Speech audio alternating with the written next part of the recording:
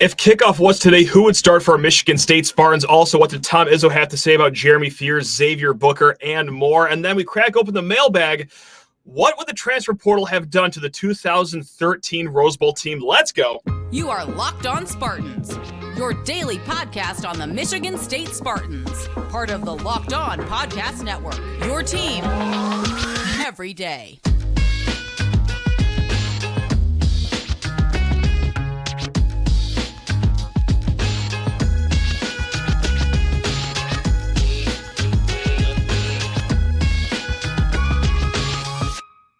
Today's episode of Locked On Spartans is brought to you by FanDuel. Make every moment more. Right now, new customers get $150 in bonus bets guaranteed when you place a $5 bet. Just visit FanDuel.com/lockedon to get started. Spartan friends, Spartan family, Locked On Spartans listeners, thank you all so much for tuning in to Locked On Spartans, your team in green and white 5 days a week here in the Locked On Podcast Network. I'm your host, Matt Sheehan. Please rate, review, subscribe, smash that 5-star button, comment below on YouTube. And in the end, just do whatever makes you happy. Like some of you fine folks did, reaching out to us at lockedonspartans@gmail.com.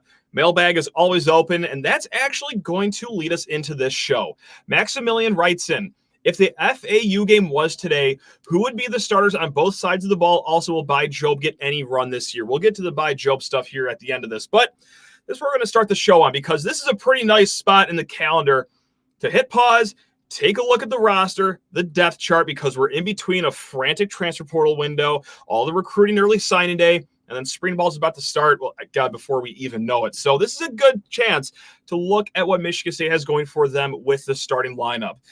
We're going to start with the offensive side of the ball. We're going to start with quarterback. We're going to start with Aidan Chiles. We're not even going to play, there's going to be a quarterback battle. No, there's not. He's not getting paid an NIL more than the women's basketball coach is just to be in a quarterback battle. No, he's going to get the starting job. At running back, Nate Carter, a guy that had a really hard time finding the end zone last year. However, I will go to bat for Nate Carter until I'm 6 feet under. I still think he is a plus running back for Michigan State. He showed a lot of that in his short stint at UConn. I think the running issues went far beyond Nate Carter. And I think a lot of us agree with that, but that's just my take in case you have any hot Nate Carter shouldn't be starting takes. So Nate Carter, you're starting running back. Jalen Berger, he'll get a fair share of the run too. Now, wide receiver, I'm going to go with Montorie Foster. It's hard to say that the guy that's the leading returning receiver from last year shouldn't be in the starting lineup. And then on the other side of him, I'm going to go with Jerron Glover. Now, let's say it's a 3 wide receiver set that we're seeing broken out of the huddle against the Owls for week 1 next year. Is it TJ Sheffield out of the slot? Or heck, is TJ Sheffield even going to be on the team this fall? If you guys didn't catch that, there was a press conference last week. They gave the rosters to the fine media folks of Michigan State's beat contingent. And TJ Sheffield, the transfer out of Purdue, still not enrolled in class. So they're still going through all the hula hoops and the limbo sticks to get him into campus. But let's say the off chance TJ Sheffield is not the guy here, that he is not going to be a Michigan State Spartan. Alante Brown is still around. Maybe you throw him in the slot, but hear me out here. I got a crazy idea for a slot receiver. And I don't even know if this is going to work, but hey, this is just for throwing spaghetti on the wall and seeing what sticks at this point in late January. 5'9", Jalen Barberin, the fastest recruit of the 2023 class. And no, not fastest Big Ten recruit or fastest guy out of California. No, the fastest guy in the country coming out of the 2023 class. Have to find a way to get him on the field. With the running back room being as full as it is, I'm not sure if it is going to be out of the running back position. So maybe slot receiver is a home for him. I will say I don't necessarily expect it because, hey, fastest kid in the nation. If he had hands, he'd probably be a 4-star receiver, if not a 5-star receiver. So there is a reason he was only a 3-star out of high school. Could very well be that he's not that experienced catching the ball, but hey, he's already been in college a year. Maybe he's developed some hands. I wouldn't mind seeing that in the slot because, again, this guy is a blazer. So you'd like to see him on the field more than just kickoff returns ever so often. About the wide receiver room, I said Montorie Foster, Jerron Glover, even if TJ Sheffield does get here, that's a unit that lacks height. Now, you don't necessarily need height in the receiver room. You could just look at the 2015 Michigan State team for that. I don't think they had a predominant pass catcher taller than 6'1" or 6'2" on that team.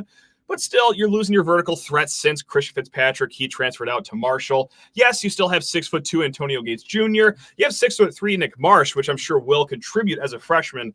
But as starters go right now, Foster, Glover, and let's call it Sheffield or Alante Brown out of the slot. Tight end, not much of a debate here. Jack Valley, the transfer out of Oregon State. But let's say Michigan State has 12 personnel to start the game. That is 1 running back, 2 tight ends. I don't hate the idea of Jack Nickel out there. He's going to be the young up-and-coming blocking tight end, or if you want 2 pass-catching tight ends. I know we saw him a little bit at the end of last year. Brennan Parachek. I'm feeling okay about the tight end position right now. Now let's go to the offensive line. Left tackle, already a nice battle going into this spring football session here. Brandon Baldwin, probably the guy to beat, but Ashton Lepo will not be too far behind him. Brandon Baldwin, a little more experience than Ashton Lepo, but when Lepo got some reps, PFF liked to grade Lepo a little higher than Brandon Baldwin, but we'll see what experience does. Another year in the weight room for both of these guys does, but left tackle, pretty good battle underway already right there. Left guard, going to go Geno Vandemark. Center, Tanner Miller, the great All-American transfer out of Oregon State. And then right guard, Luke Newman, the FCS All-American transfer from Holy Cross. If you want to switch Geno and Luke, left guard and right guard, be my guess. I feel like we're pretty confident with Tanner Miller being the center. And then right tackle, Ethan Boyd. Now, as we end the offensive line talk, I do have to correct something I did say yesterday because we talked about Luke Newman. We talked about the offensive line, the 2 deep, and we said, hey, for the interior depth, you have guys like Christian Phillips, Dallas Fincher, Cole Dellinger. You even have Kevin Wigginton. I will correct myself. It's going to be really, really, really, really hard for Kevin Wigginton to find the field for Michigan State this year because he transferred to Illinois in the offseason. I completely forgot about that yesterday when we were recording, so I apologize. Kevin Wigginton, he will not be in the 2 deep this year. Yeah, that was one of those moments where I'm just laying in bed at midnight, and then all of a sudden my eyes open. I'm like, oh, my God, I said Kevin Wigginton on the show today. Oh, crap, that was a mistake. Anyway, so I just wanted to clear that up. So there's your offense right there. Let's take a trip to the other side of the ball, the defensive side of the ball. Defensive end, already a mystery, or so to speak. Let's call it a competition. That's a more fun word to use, a competition for defensive end. You could pencil in Chris Bogle. You could probably pencil in Avery Dunn. But, man, Jalen Thompson had some really good flashes last year as a true freshman. Of course, there was also 2 other true freshmen last year at that same position. They were very, very highly rated. Of course, we're talking Andrew DePape and Bai Jobe. I do expect both of these guys to get some run here. Also, Quindarius Dunnigan out of Middle Tennessee State. So there's 5 or 6 names there that can compete for this defensive end position. I will say, as I'm filling this all out, a little sad not to have Jacoby Windman in there. I think under Joe Rossi's system, he would have been great at that stand-up edge rusher, defensive end, linebacker, hybrid sort of position. But as things stand right now, that's what defensive end is looking like. Interior, pretty clear-cut. I would expect Derek Harmon, Simeon Barrow to be starting on the inside. Maverick Hansen comes back for a 17th year of college eligibility. He will be first off the bench with plenty of reps and experience. And speaking of reps and experience and skill, more importantly, Daquan Dowse, the Georgia Tech transfer, graded very high on PFF if you like their work. So, yes, they're very high on him. Now, we'll see what we get with Alex Van Sumeren. 3rd year in the program, he's already sustained 2 major leg injuries. So not only just does that suck to undergo that much surgery and pain and everything, but you miss so much development with all of that. So, and also let's give a shout out too to a guy that got some run at the end of the year. Former walk-on, former offensive lineman walk-on, 6'7", 305-pound Ben Nelson, too. He'll add some depth to the interior defensive line, too. Linebacker, God, this is where it gets tough because I could see Cal Halliday or Wisconsin transfer Jordan Turner in the middle. I think they are very similar playing style. Really good at stopping the run, known for identifying a run ahead of them and being one of the first hats to the ball. Pass coverage kind of lacks, but play them in the middle. Jordan Hall, another year as an outside linebacker. And then we're going to pencil in Wayne Matthews, the Old Dominion transfer too, going to the outside. Maybe Darius Snow. And let's just call it the nickel too, because Wayne Matthews is close enough to being a nickel as Angelo Gross is. So it depends what look that the other team is going to be giving you right here. For cornerback and safety, I think it's pretty clear cut. Dylan Tatum, Chance Rucker as your starting cornerbacks with some depth there. You got Chuck Brantley, Caleb Coley, Malcolm Jones, Marquis Lowry. So there's 6 names right there, but I would expect Chance Rucker, the guy that really impressed as a true freshman last year, and Dylan Tatum into his 3rd year at the starting cornerback and safety. No debate here. Jaden Mangham, Malik Spencer, feel pretty comfortable with that. So, hey, if you're listening on YouTube, comment below what you feel of that starting lineup or how spicy you're feeling about that. If you're thinking that I just rattled off a name or names that give you an 8-4 season, be my guest. Let's shout that out. Let's get some confidence rolling here. We will be back talking basketball here in a hot segment. First, need to talk your ears off about FanDuel Sportsbook. The NFL regular season is all wrapped up, but there's still plenty of time to get in on the action with FanDuel, America's #1 sportsbook. Right now, new customers get $150 in bonus bets guaranteed when you place a $5 bet. If you're going to play the Lions game this week, don't worry about covering the spread. Don't worry about the points. If you're a new customer, place a $5 bet, go to bed Saturday, knowing that you're going to win no matter what. $150 in bonus bets, win or lose for new customers. The app is super easy to use, and there are so many different ways to bet, like live same-game parlays. You can find bets in the new Explore tab. You can go ahead and make a parlay in the Parlay Hub, the best way to find popular parlays, and so much more. So what are you waiting for out there? Visit FanDuel, America's #1 sportsbook, and make your first bet a layup. It's FanDuel, official partner of the NFL. And speaking of layups here, let's head over to the basketball court. Tom Izzo, he spoke to the fine media contingent over in East Lansing. And we're going to start this off with a name that really stole headlines in the offseason. And so far this season, too, we're talking true freshman Xavier Booker. Tom Izzo said, quote, "We're going to try to get Booker some more minutes." That's usually the big social media news. I don't know if the second part of that quote is even true anymore. I think that people have seen Xavier Booker, and 2 things. Understand that he's just not going to play a lot the rest of the year. And then number 2, understand why he is not playing a lot. Here's my thing. Love Tom Izzo. Hall of Fame coach, has brought me some of my happiest moments of my entire life. But I'm going to heavily disagree with him here. We're going to try to get Booker some more minutes. Now, I get that there's 2 schools of thought, so maybe I'm more slanted to one school of thought here. The first school of thought is that, hey, people want to see more minutes for Xavier Booker so he can develop. Okay, you can't grow into the beautiful flower that you were projected to become if you never see the sunlight or water or soil. I get that. Now, the second school of thought, which is where I'm at right now in late January, is that it's winning time. Okay, and I don't know if right now in his career, Xavier Booker is the winning option. So yes, there are people that want to see Xavier Booker out there just so he can grow. Sure, totally agree with that. There are some people out there that are saying, well, he gives you the best chance to win. I do not necessarily agree with that. Again, my takeaway here with the Xavier Booker ride so far is that I fully understand why he has not played a whole lot lately. The last few games, let's go down the minutes here. 0 minutes versus Maryland, 2 minutes versus Minnesota, 6 versus Rutgers, 0 versus Illinois, and then popped out for 15 minutes against Penn State. Now, before we go forward and say how he's not playing winning basketball, I do want to say this right now. I want to scream this as loud as I can, but I don't want to wake anyone in the house up right now. I'm not calling Xavier Booker a bust. I'm not saying he should go to the transfer portal. I'm not saying that this man is built for Hope College and not Michigan State University basketball. All offseason, we've been talking about this, right? Be patient with him. Granted, I didn't think we'd have to be this patient, but his ceiling is still there. The physical frame, the shooting stroke looks good. Now let's go to why it hasn't necessarily been winning basketball, because you see it just with the eye test. Okay?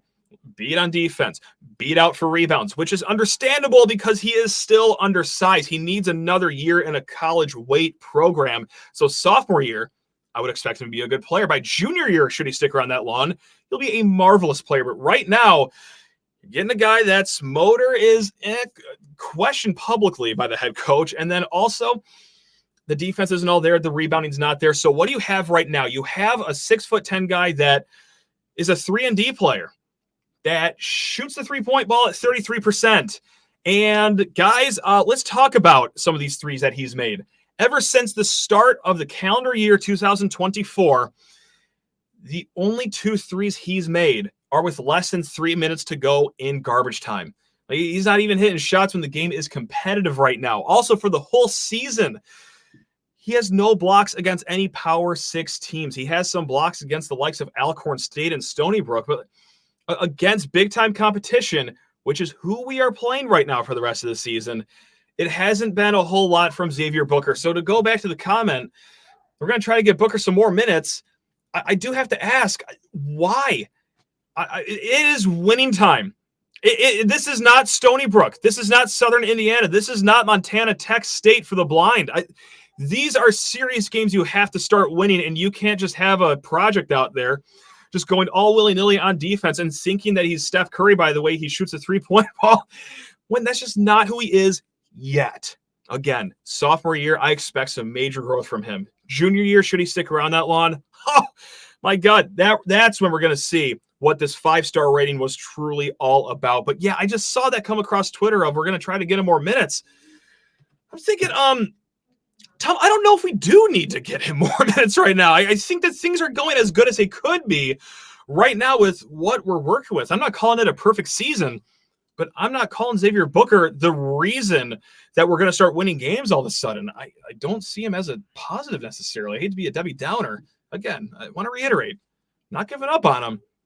It's just, let's give it an off season. And yeah, so, all right. And just to go along with more players that Tom Izzo talked about, he talked about Jeremy Fears, who, when I was at the Minnesota game and he's standing there for the national anthem, the first thing I noticed was no crutches, which has been reported, but no boot either. And he seems to be walking like, okay. And this is less than a month after he got shot outside of his hometown. And so we were led to believe that he's going to miss the rest of the season. And that could still very well be the case. But this tweet from Chris Solari of the Free Press, quote, Izzo says Fears has started running on an underwater treadmill and is farther along than he would have expected, but still no definitive timeline, and says, quote, mentally tough kid. Like, I don't want to speculate, but allow me to speculate. I do wonder if Fears is going to be good to go like late February, early March. I mean, he shed the boot and the crutches quicker than my non-medical expert eyes ever thought. So that's what we're going to keep an eye on here. Also, it was nice too that Tom Izzo talked about how Jeremy doesn't seem fazed by this. He's been very upbeat. He doesn't have a lot of down days, which like, who could even blame the kid if he did? He got shot, for God's sakes. Like, this isn't like what Bill Raftery said on Sunday during the Maryland game. And I love Bill Raftery. I think this was a small gaffe that he had when he said that he had an accident. Like, no, Bill, sitting in a house and having someone run into your house and shoot you in the leg is not an accident. Falling down the stairs would be a good example of an accident, but that's not. So anyway, after all that, things seem to be progressing as well as they can for Jeremy. So just wanted to give a nod to that really quick. Also, Jaden Akins did practice. That was asked about at the press conference, and I don't think that's too much of a surprise. Yes, he rolled his ankle pretty badly at the end of the first half against Maryland, but he did play 10 second half minutes. I guess the question was it a bad enough injury where you're only going to limit him in practice and then maybe he does a walkthrough Thursday before this Wisconsin game? But no, it looks like he'll be full go-ish this week in practice. Before we head into the mailbag, I do just want to do a bracketology update, as that is on top of a lot of people's minds, myself included. Joe Lenardi, not the best bracketologist if you go to bracketmatrix.com and look at the ratings, but the biggest name over there at ESPN. Like, he is the bracketologist that most people know. So he has Michigan State at number 7 against 10 seed in New Mexico. The 2 seed, if you're curious, would be Tennessee. So just like we mentioned, bracketmatrix.com, they rank all the bracketologists, all 170, some of them on the internet. And let's just take a look at some of the top bracketologists online. Bracketometry. They were the number 1 bracket last year.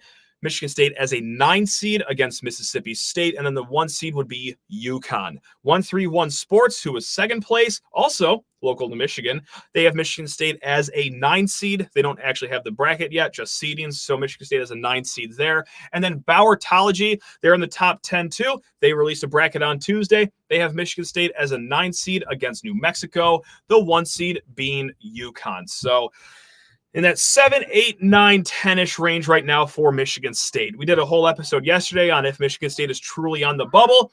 I said yes, because I use a very loose term of what the bubble is. But right now, as things stand, I'm not totally worried. Of course, I'm always concerned, but I'm not overly worried right now that Michigan State's playing themselves on the wrong side of the bubble. Let's crack open the mailbag here, and this is just a stylistic helmet question, batting first from Joshua. What do you think about just a solid green helmet with a white stripe and have the S helmet stickers, no logo on the sides? Josh, I don't know about that. I like that Michigan State has a list of incredible logos that they have, whether it's the MAC logo. The Gruff Sparty logo is my favorite to see on a helmet, just the typical Sparty helmet that you always see. And I know that a lot of people like the Script State. It's fine. I just like it more on a basketball jersey than anything, but Michigan State has too many cool logos in their history for me just to go full Cleveland Browns, if you will, or I guess we could call it Ohio State too, with just plain colors with just a stripe down the middle and just the helmet stickers. So no, I need a logo. I need a logo. I just need something else to look at here. My attention span is that short. But no, thanks for the question. I do appreciate that. Again, lockedonspartans@gmail.com if you ever want to reach out, just like Ryan did. Now he has a transfer portal name out there. Keegan Smith, former 3-star from CMU, entered the transfer portal, played against him in high school, and he felt like a 5-star to a scrawny guy like me. Should MSU go all in on him? Definitely was an underrated 3-star of high school, but need to check my bias. 2 years of eligibility left for him. Now that is some good snooping right there by Ryan, because hey, if you know anything about how I run this show and my expectations for rostering a football team, it's that you can never have enough offensive line depth. And as Kevin Wigginton's not going to be playing next year, as I just remembered at the wee hours of last night, you could use some more interior lineman help. So 6'3", 300-pound lineman from Jackson. Okay, so a hometown kid. Started as a freshman for the Chips in 4 of their games in 2021. Missed all of 2022, but in 2023, PFF ranked him as the Chippewas' second best offensive lineman. Just like Ryan said, 2 years of eligibility. So would I just try to run a full court press on him? Yeah, I would. He just entered the portal on Monday, I believe. So I'm sure his phone is ringing off the hook. But yes, you can never use enough experience in the transfer portal and offensive linemen from the portal. So yeah, that takes care of 2 birds with 1 stone. So come home, Keegan, come home. All right, Brandon writes in the last 2 questions we will be doing here on this show. If transfer portal was like it is now back in 2013, would it have helped or hurt the Spartans? Would it have helped or hurt the 2013 Spartan football team? That is a fantastic question. Of course, the 2013 football team was the one that won the Rose Bowl, just in case that anyone is getting their years mixed up of those Golden Age Antonio years. That's the Rose Bowl team. I think for it like that season, I think it's fine. But what I'm more focused on is what happens after that season in 2013. I might go with Hurts, because it's clear that they had a team good enough to be one of the best in the nation. I don't think they were missing any glaring positions or any holes at any position, But I wonder if the transfer portal does hurt this team in the offseason between 2013 and that awesome 14 year and then the even better 15 year. Because, hey, Michigan State, you're hot in the streets. You had a lot of good players have a lot of great seasons. But what if it's second guys like McGarrett Kings or Tony Lippett, guys that had to play second fiddle to Benny Fowler, guys that were not the complete alpha? Would they have gotten sniped by another program somewhere in the country? We're not idiots. We know that tampering happens all the time. So it's like, hey, McGarrett Kings, good season. You're the number 3 guy on this team. Want to come over here and be the number 1 guy? And of course, NIL would play a factor in that. But here is where I think in the end, maybe this would have helped Michigan State, is if NIL was prevalent in 2013-14, oh man, I think we're seeing some remarkable paydays for some of these people. And I just think the donors by and large are going to be full bore donating to this team. And that's kind of something that maybe Not hurt. Yeah, no, we'll see. Yeah, hurt Michigan State at the end there of the Mark D'Antonio era is that, we didn't really capitalize entirely on what we could have done there. So if NIL was a pipeline that was open for a lot of these players, yeah, maybe that's the case. So you can make an argument for both, but I think in the end it would have helped, especially because, hey, if we're going to talk about the 14-year, the 15-year, coming off a college football playoff going into 2016, clear there were some holes on that roster that you could patch it up with the transfer portal. So I know you just asked about 2013. I don't think it hurts or helps that year, which it didn't have to. They won the Rose Bowl and everything, but it's the years after where I really think the question comes into play. I think that maybe it hurts them in the offseason after the Rose Bowl. Should another team be more aggressive with NIL? But hey, odds are that you do keep a lot of these kids and the season is still good.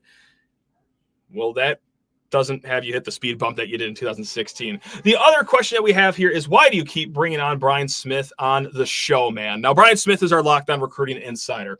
Now, Brandon goes on to say, all that dude does is crap on MSU. I remember him laughing at your takes for MSU's next coach back during the season. He kept saying that MSU will have to settle for an FCS coach. Seems like he never got anything good to say. That's a fair question. I like Brian personally, and I'll answer it right now. Why do we bring him on? First and foremost, he is incredibly knowledgeable with recruiting, especially in the area he lives in, Florida, which is a predominant recruiting area in the country. So he brings all sorts of insight, says a lot on the air, and also gives me some nuggets off the air, too, that he can't publicly say. But he is very knowledgeable. Also, he's real. Like, he's not just going to butter us up for no reason. And, guys, I know it hurts to hear, and this kind of goes into my third point, is that he's a good outside voice. Sometimes we get stuck in our own vacuum. Like a few weeks ago, we just did an episode talking ourselves into 10-2 for MSU next year. In reality, the over-under for next year will be that 5.5, 6.5 number probably, which is where Brian expects us. So it's an outside voice reminding us, hey, why we might have to pump the brakes. Yes, he was wrong about the head coaching thing, but a lot of people were. Not just like national people like Brian, but there were people in our own backyard, the Detroit media, that were saying, oh, Chris Creighton's going to be your guy, or, oh, man, MSU should be honored to have Jason Candle as a candidate. So, yes, he was wrong on that one, but we have people much closer to home that completely whiffed on that one. So that's one of the things where, yeah, he got it wrong, but so did a lot of other people. Now, I will say, that's just what he is real as an outside voice. So I like Brian. I'm going to keep having him on. But yeah, it's just, he is being honest when he says that Michigan's going to be tough to beat on the recruiting trail. And that's our conversation we just had last episode is 2025 recruiting. What are you looking for? And he says, well, just try to nab 3 of the top 10 teams, because we do have to remind ourselves, as good as our offseason is going, as great as things are going under Jonathan Smith so far, there are some other factors going on, like the rising powers over on the Pacific Coast too. Oregon's going to be a tough team to beat. They're going to be a juggernaut next year. And Ohio State bringing in, a roster that's going to make more than the Cleveland Browns down there. Michigan State plays them back-to-back weeks. Michigan just comes off a national title. They're going to be strong in recruiting too. So, yes, I'm thrilled about how things are going here in East Lansing. But talking to someone from the outside like Brian Smith, it's a reminder of there are some things that Michigan State has to hurdle themselves over here in the near future. So, no, I do appreciate that question. I know everyone isn't everyone's cup of tea, but yeah, I like Brian just because he keeps it a stack, as the kids say. Folks, on tomorrow's show, we will be joined by Chase Glasser of Spartans Illustrated. He's got great things to say about Aidan Chiles, the Michigan State offense coming over. So, until then, hey, love you all. Go Green.